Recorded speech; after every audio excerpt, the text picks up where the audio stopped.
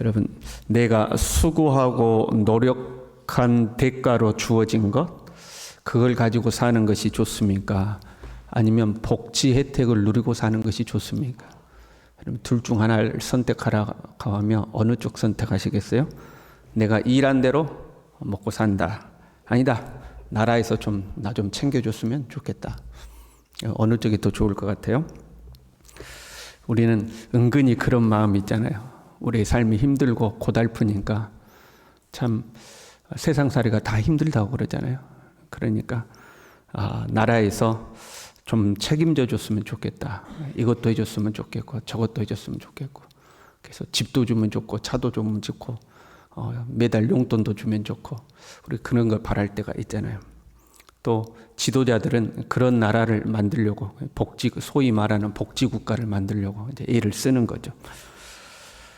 지도자도 원하고 국민들도 원하고, 그러면 그런 나라 만들면 좋지 않겠어요? 그런데 쉽게 안 만들어지죠. 왜 그러죠? 여러 복잡한 사정들이 있지만 우리가 단순하게 생각해 보면 몇 가지 문제들이 존재합니다. 나라에서 내 삶을 책임지기 시작하면 나는 열심히 안 살죠. 여러분, 그런 거 있잖아요. 몸에 장애가 있음에도 불구하고 열심히 살던 성도가 있었어요. 내 몸이 불편함에도 불구하고 하루하루 열심히 일하면서 살았어요. 근데 어느 날 보니까 일을 안 해요. 왜 일을 안 하냐 물어보니까, 일을 해서 월급을 받으면 국가에서 나를 지원해주는 지원금이 안 나온대요. 내 수입이 있으니까. 그런데 일을 안 하면 국가 지원금이 나오는 거예요. 내가 일을 해서 번 돈이나 국가에서 나오는 지원금이나 그게 그거라는 거예요. 비용 액수가 거의 비슷하대요. 그게 그거래요. 그러니까 일 안 하고 편하게 놀면서 받는 게 훨씬 낫다는 거죠. 그래서 이제 일을 안 한다는 거. 그게 이제 사람 심리지 않겠어요? 사람 마음이지 않겠어요? 그럼 여러분, 나라는 그 돈을 어디에서 나와서 그거 줘요? 국가는 생산 수단이 없습니다. 나라에서 공장을 운영하는 게 아니잖아요. 만약에 생산 수단을 국가에서 운영을 한다, 그럼 그것을 공산국가라고 그러는 겁니다. 생산 수단을 나라에서 이제 가지고 있는 거죠. 나라가 천연 자원이 많든지, 예를 들면 중동 국가들 있잖아요. 석유 나오는 중동 국가들, 아니면 캐나다 같은 나라들, 그런 나라들은 천연 자원이 많으니까 나라가 부자죠. 아니면 세금을 걷어야 국가는 이제 돈이 생기는 거죠. 사실 우리가 일하고 세금 내면 국가라는 것이 그 세금으로 이제 나누어 주는 거잖아요. 한번 생각해 봐요. 여러분이 현재 한 달에 400만 원을 벌어요. 400만 원을 벌면 세금으로 20%를 띄어갑니다. 계산 잘 하셔야 돼요. 그런데 400만 원을 넘어서서 500만 원을 벌면 그때부터는 세금이 30%로 올라가요. 계산 잘 하셔야 돼요. 새벽에 좀 머리를 빨리 돌리셔가지고. 500만 원 벌고 세금 30% 나는 내겠다. 그래서 현재 400만 원 버는데 조금 더 열심히 일하고 일절 막 해가지고 나는 500만 원 벌겠다. 그러면 이제 세금 30%네요. 아니다. 나는 그냥 400만 원 벌고 세금 20%만 내겠다. 여러분, 어느 쪽이에요? 새벽이라 계산이 잘 안 된가? 그 500만 원 벌어서 30% 떼가면 150만 원 떼가잖아요. 그럼 남는 돈이 350이야. 400만 원 벌어가지고 20만 원 떼가면 80만 원 떼가잖아요. 그럼 남는 돈이 320만 원이야. 맞나? 나도 헷갈리네 이제. 그럼 여러분, 500만 원 더 열심히 일해서 500만 원 벌겠어요? 400만 원만 벌겠어요? 이제 갈등이 되기 시작하죠. 그러니까 사람들이 나는 그냥 내 여유 시간 누리고 400만 원 벌고 나머지 시간 나 여유 시간 누릴 거야. 이 사람들이 많을까요? 아니면 나는 조금이라도 더 일해가지고 그 돈 조금이라도 난 더 벌 거야. 그런 사람이 많을 거야. 이 사람들이 나뉘지 않겠어요? 그게 사람의 심리라는 거예요. 사람의 심리. 그럼 만약에 버는 대로 네 거 다 해라 그러면 어떡할까요? 세금도 없고 버는 대로 다 네 거다 그러면 어떡할까요? 사람들이 죽기 살기 하지 않겠어요? 해방 이후에요. 우리가 이제 우리 남한과 북한으로 나뉘었잖아요.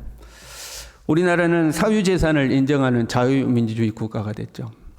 그러나 북한은 공동생산, 공동분배를 하는 공산주의가 됐잖아요. 세월이 지금 이제 70년 이상이 지났어요. 그 결과물이 지금 현재죠. 네가 번 대로 네가 가져가라 그랬더니 사람들이 열심히 일하고 연구하고 노력해서 현재 대한민국이 됐고, 야, 똑같이 일해서 똑같이 벌고 똑같이 나눈다 했더니 사람들의 그 심리가 그대로 나타나서 지금의 북한이 됐죠. 그런데 우리나라 같은 이제 체제가 되면 경쟁이 심해지는 거잖아요. 어떻게든 내가 노력해서 내 거 만든다. 다른 사람보다 내가 더 앞서가야 더 많이 버는 거 아니에요. 그러니까 이제 뒤처진 사람들이 나오는 거죠. 그 뒤처진 사람들을 위해서 또 이제 복지가 필요한 거죠. 그 사람들 도와주기. 보세요. 나의 노력보다 더 많은 것을 국가가 지원해 주거나 아니면 다른 사람이 나를 그렇게 도와준다면 그것을 신앙적 용어로 바꾸면 우리는 그것을 은혜라고 그러는 거죠. 나는 은혜로 살아 그 말이에요. 나는 은혜로. 내 일한 대로 사는 게 아니고 내 은혜로 사는 거죠. 내가 노력하고 고생한 만큼 벌어서 산다. 그걸 신앙적 용어로 말하면 이제 행위라고 하는 거죠. 행위로 구원받는 것 같습니다. 우리는 은혜로 구원을 받았습니다. 왜냐하면 우리의 행위로는 구원을 받을 수가 없어요. 돈을 내고 구원을 받으라고 한다면 그 구원의 값을 벌 수 없다고 성경이 기록하고 있어요. 시편 49편 7절 8절이죠. 아무도 자기 형제를 구원하지 못하며 그를 위한 속전을 하나님께 바치지도 못할 것은 그들의 생명을 속량하는 값이 너무 엄청나서 영원히 마련하지 못할 것임이라. 내가 평생 돈 벌어도 한 푼도 안 쓰고 다 모아도 내 구원값을 마련을 못한다 이 말이에요. 그래서 하나님은 전적인 은혜로 우리를 구원하시는 거죠. 그 은혜로 구원받는 것이 우리는 너무 좋은 거 아니에요? 너 돈 벌어서 그 구원의 값을 내라 그러면 얼마나 힘들겠어요. 우리 구원받았어요. 너무너무 좋아요. 그런데 부작용이 있죠. 이 일을 안 하는 거. 은혜로 구원받았으니까 내가 일을 안 하는 거. 복지 혜택을 받으면 더 노력을 안 하는 거하고 똑같은 이제 증상이 우리에게 주어지는 거예요. 하나님 앞에 헌신을 안 해요. 어차피 믿음으로 구원받았으니까 내 행위로 되는 거 아니니까 하고 이제 신앙의 게으름증이 생기는 거죠. 그러나 그걸 알아야 되죠. 구원받은 자는 은혜로 구원받았지만 구원받은 자로서의 삶을 살아야 하는 것이 존재하는 거죠. 행위로 구원을 받는다거나 행위에 따라서 구원의 조건이 달라진다고 하면 사람들은요 열심을 냅니다.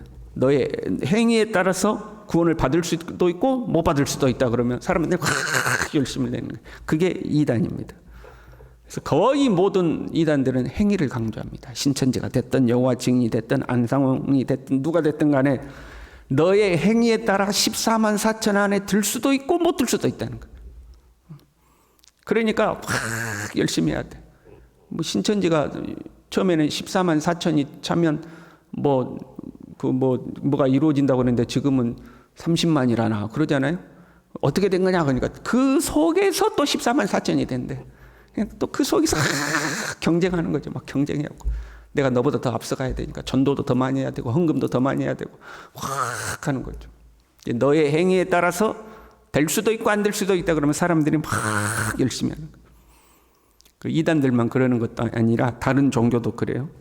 제가 최근에 불교에 대해서 아주 재미있는 이야기를 들었거든요. 재밌다는 표현이 좀 뭐하지만 어릴 때 5살 땐가 그걸 뭐라 그러는데 불교 용어로 절에 이렇게 딱 입적이라고 하나 뭐라고나 아무튼 가지고 그 어릴 때부터 이제 절에서 이렇게 연불 하면서 자랐던 분인데 그분이 이제 그런 불교 내적인 상황을 이야기해 준데 다른 거 다 빼고 그 우리로 말하면 헌금하는 게 있고 공식적으로 불자들이 절에 오면 이렇게 우리로 말하면 헌금은 불전함이라고 하는 것 같아요. 그 함이 있고.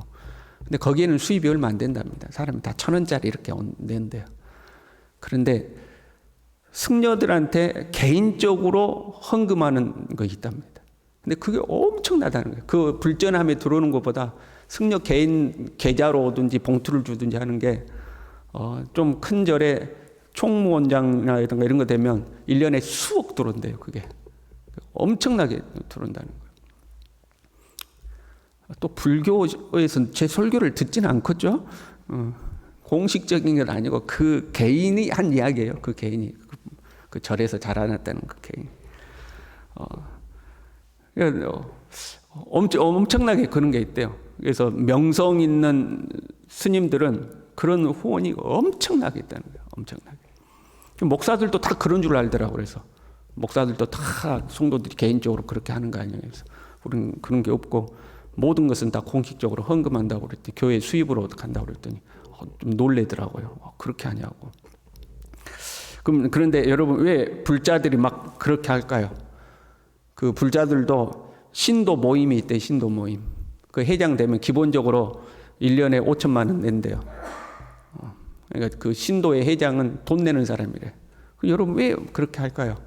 그 불교 교리는 어떻게 돼요? 내가 이 세상에서 공덕을 쌓아야 다음 생애에 한생할 때 좀 좋은 곳으로 한생해. 사람도 좀 복 있는 사람으로 태어나잖아요. 그러니까 자기 공덕이 자기의 다음 생애가 뭘로 결정이 돼요? 현재 나의 행위로 결정이 되는 거예요. 그러니까 열심히 하는 거예요. 열심히 하고 뭐 스님들 후원해가지고 그 공덕을 쌓고 이렇게 하는 거예요. 그러니까 행위를 강조하면 사람들이 열심히 내는 거예요. 내 행위로 이렇게 되니까. 지도자들의 입장에서도 행위를 강조하면 성도들을 통제하기가 쉬워집니다. 여러분 우리는 여러분 깨어 기도하셔야 됩니다. 여러분 안에 하나님의 은혜의 불길이 꺼지지 않도록 깨어 기도하십시오. 별로 효과가 없어. 근데 여러분 새벽 예배 안 나오면 지옥 갑니다. 그럼 어떻게 될까요? 다 나와야 돼 새벽에.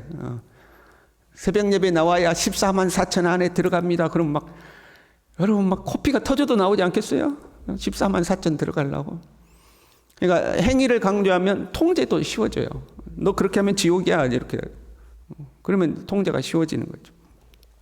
그러니까 성도들도 힘들지만 행위를 선호하고 지도자들도 행위를 선호하는 거죠. 우리는 은혜를 더 좋아하는 것 같지만 사실은요, 은혜로 된다고 하면 은혜는 불안해요. 왜? 언제 그것이 끊어질지 모르니까. 신앙적 용어로 말고 우리가 사회적으로 생각해봐요. 내가 다른 사람의 도움으로 살아요? 국가의 도움으로 살아요? 그게 언제 끊어질지 모르잖아요. 그러니까 은혜로 되는 것이 좋은 듯 하지만 한편으로 불안해요. 행위는 힘들지만 확실해요. 왜? 내가 행한 만큼 나한테 주어지니까. 그래서 사람들은 행위를 선호하게 돼요. 지금 본문의 갈라디아 교인들은요, 다른 복음을 따랐어요. 6절에요. 그리스도의 은혜로 너희를 부르신 이를 이같이 속히 떠나 다른 복음을 따르는 것을 내가 이상하게 여기노라 그랬죠. 이 다른 복음을 따른 이단은, 갈라디아에 들어온 이단은 율법주의 이단이었어요. 율법주의는 행위를 강조하는 거죠. 그러니까 형태는 다를지라도 초대교회에서부터 현대에 이르기까지 거의 모든 이단들은 뭘 강조해요? 행위를 강조해요. 너의 행위에 따라 구원받을 수도 있고 네가 그렇게 행하지 않으면 구원을 못 받는다. 행위를 강조하는 거죠. 특별히 지금 이 갈라디아가 쓰여지는 시대에는 구약에서 신약으로 넘어오는 과도기적 상황이죠. 성도들은 율법주의 유혹에 쉽게 넘어가는 거예요. 왜? 그동안은 율법을 행해야 구원받는다고 믿고 살았는데 어느 날 예수 그리스도를 믿음으로 구원을 받는다고 한 거예요. 그 복음이 아직 견고하게 서지 못한 거예요. 그래서 아니다. 네 율법을 지켜야 된다. 너의 행위에 의해서 너의 구원이 결정된다. 할례도 받아야 되고 이것도 해야 되고 저것도 해야 되고. 그러니까 이제 흔들린 거죠. 7절에요. 다른 복음은 없다. 다른 복음은 없다. 그리스도의 복음을 변하게 하려 하는 것이다. 이렇게 없는 것을 새로 만드는 것이다. 아니라 예수님을 그대로 인정해놓고 그걸 변질시킨다는 거죠. 예수님을 믿어서만 되는 게 아니고 너의 행위가 있어야 된다고 이야기하는 거예요. 그런데요, 8절에요. 우리나 혹은 하늘로부터 온 천사라도 우리가 너희에게 전한 복음 외에 다른 복음을 전하면 저주를 받을지어다. 보세요. 먼저는 우리나 그랬죠. 우리나. 내가 복음을 전했어요. 은혜로 구원받습니다. 그랬더니 성도들이 믿음으로 구원받는다 그러니까 내 통제를 안 따라. 어차피 믿음으로 구원받는 자 이거예요. 에이씨, 기분 나빠. 아니야. 야, 믿음 갖고는 안 돼. 믿음 갖고는 안 되고 내가 말한 말을 지켜 행해야지만 너희들 구원받는 거야. 하고 이제 내가 갑자기 복음을 바꿨어. 그래도 안 된다는 거예요. 우리라도 복음을 바꾸면 저주를 받을지다. 내가 전한 복음 외에 네가 갑자기 또 복음 바꾸냐? 그럼 저주 받으라는 거죠. 하늘로부터 온 천사라도 이거는 신비주의 말하는 거예요. 신비주의. 참 우리는 또 신비주의에 참 약하잖아요. 뭐 신비한 걸 했다, 뭐 애언이 맞았다, 뭐가 했다 그러면 우리는 거기에 쉽게 넘어가죠. 근데 우리는 기억해야 돼요. 마지막 때의 신비는 사탄이 사용하는 도구 중에 하나죠. 어떻게 해서든지 이적과 표적으로 성도들을 미혹할 거라고 그랬어요. 이게 잘 분별해야 되는 거죠. 여러분 기도하는데 막 환상이 쫙 열리더니 천사가 막 광명한 천사가 확 내려와가지고 야 예수님 믿어서 구원받는 것이 아니라 내가 너에게 말한 이것을 지켜야 구원받는다. 그럼 뭐라고 해야 돼요? 사탄아 물러가라 그래요. 천사라도 다른 복음을 전하면 저주를 받으라는 거예요. 저주를 강조하고 있죠. 9절에 다시 이야기하죠. 누구든지 너희가 받은 것 외에 다른 복음을 전하면 저주를 받을지어다. 그것은 예수 그리스도를 믿음으로 구원받는 것 외에 다른 복음은 없다는 거예요. 다른 복음은 없다. 오직 예수 그리스도를 믿음으로만 구원을 받는 거다. 문제는 이 은혜를 헛되이 받아서는 안 되는 거죠. 은혜로 구원받았으니까 내 마음대로 살아도 된다. 이 사람은 진짜 은혜 구원받은 사람인지 우리가 의심해 봐야 돼요. 세상은 그럴 수 있어요. 보세요. 내가 나라의 도움으로 살아요. 다른 사람 도움으로 살아요. 그래서 국가에서 지원금이 나왔더니 내가 그걸로 술 먹고 도박하고 나 허랑방탕하게 살아요. 그럼 사람들이 저 사람 손가락질하지만 국가 지원금은 계속해서 나오는 거죠. 그렇잖아요. 그걸 살잖아요. 그러나 복음은 그렇지 않아요. 은혜로 우리가 구원받았어요. 그 은혜는 그냥 구원만 주고 끝나는 게 아니죠. 그 은혜는 우리를 하나님의 사람으로 바꾸는 거예요. 그 국가에서 지원금 나온다고 내가 바뀌는 건 아니에요. 그러나 하나님의 은혜는 우리에게 구원을 줄 뿐만 아니라 우리를 하나님의 사람으로 바꾸죠. 그래서 진짜 구원받은 사람은 하나님의 법을 따르는 사람으로 변해가게 돼 있어요. 우리는 은혜로 구원받았어요. 다른 복음은 없어요. 우리에게 이 베풀어 주신 이 은혜에 감사하면서 감격하면서 오늘도 하나님을 기쁘게 해드리는 하나님의 사람으로 살 수 있기를 바랍니다. 기도하겠습니다. 하나님 아버지, 다른 이름으로는 구원을 받을 수 없나니 천하 인간의 구원 얻을 만한 다른 이름을 우리에게 주신 일이 없다고 하셨습니다. 오직 예수 그리스도 구속의 은총 위에 우리의 믿음이 굳건하게 서게 도와주시고 이 믿음을 헛되이 받지 아니하고 하나님의 은혜에 감사하면서 감격하면서 더욱 주를 위해 살아가는 하나님의 사람이 되도록 우리 모두를 붙들어 주시옵소서. 예수님의 이름으로 기도 올리옵나이다. 아멘.